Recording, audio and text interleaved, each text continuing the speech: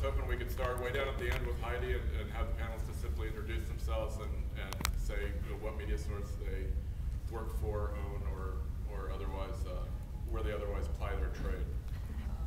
Hi, thanks Tom. My name is Heidi McDonald. I co-edit Publishers Weekly Comics Week for Publishers Weekly, a weekly newsletter that goes out covering the comics industry, which is free to subscribe to, by the way, so you should all subscribe if you don't already. I also write The Beat, which is a daily blog of comics culture, sometimes including some news.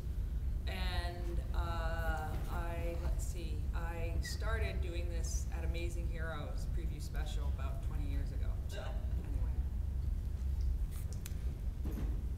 That's all. That's it. I love it. I'm Matt Brady. I guess my official title these days is Senior Editor of Newsarama. I co-founded Newsarama and ran it with Mike Duran for a number of years. We were acquired by Imaginova Networks, and now I edit the comic section and keep fingers in every other section of Newsarama. My name is Tim Hodler. I'm one of the editors of Comics, which is kind of an obscure, infrequent comics magazine. It's also a blog.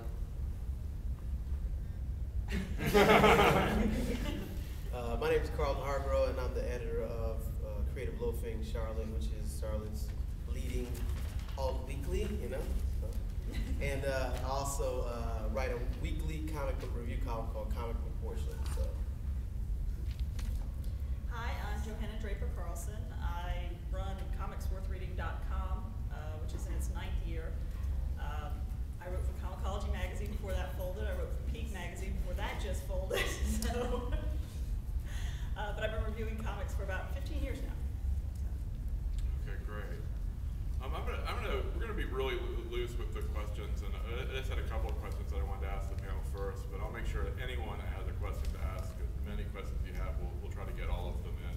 Just because I think with the size of the crowd we have, and it looks like a lot of astute people, a lot of veterans of this kind of thing, it looks like we'll probably have some good questions. But Matt, I was wondering, the big change in the last year, probably the last 3 years, as far as this kind of work goes, is your deal that you mentioned with Imaginova. Can you talk a little bit about how that has changed what you can do and what you do specifically with your site?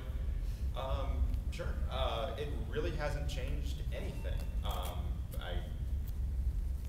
I've found myself in discussions about that, and I don't particularly enjoy getting into arguments about that anymore, but it really hasn't changed anything. I can speak from my day-to-day experience. It hasn't changed the amount of comics coverage we do.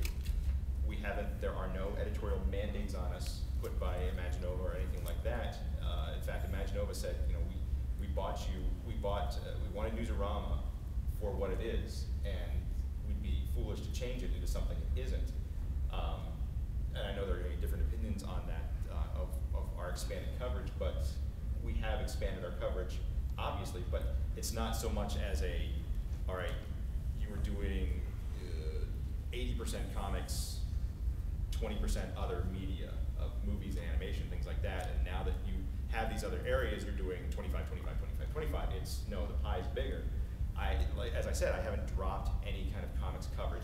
There was a light period, during the relaunch, which I took my loss for, but it's by and large the same. We've had a couple, just getting back up to speed after the relaunch, but everything's pretty much the same as it ever was. Sure.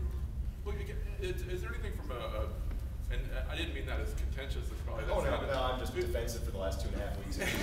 It's hard to let go of. But let me ask you this. I mean, has it changed anything from in terms of what you're able to do structurally? I mean, have you been able to bring on more writers? Are you using more writers? Are you able to pay them more? I don't know if you want to get into that, but has it changed from a publishing standpoint what you can do? Yes, on all, pretty much.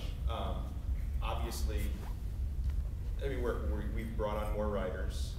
We continue, to bring on writers, and we continue to expand our coverage, both in comics and finally getting our focus back towards more of the business side of things, which has been obviously missing for a while. And technology side of things, we're able to do a whole lot more than to do a redesign or something of the nature that we have would have required, you know, almost a virtual standstill of the site previously to this, because I would have had to have been involved in it from the get-go, and now it's just nice having somebody else to worry about that, but still take the blame when things don't work out. Oops.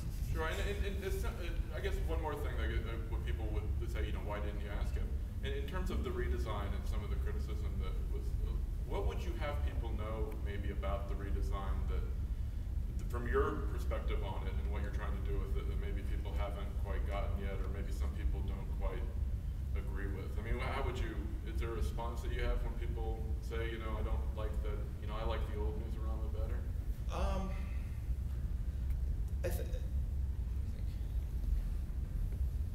we were at a point where we had to grow.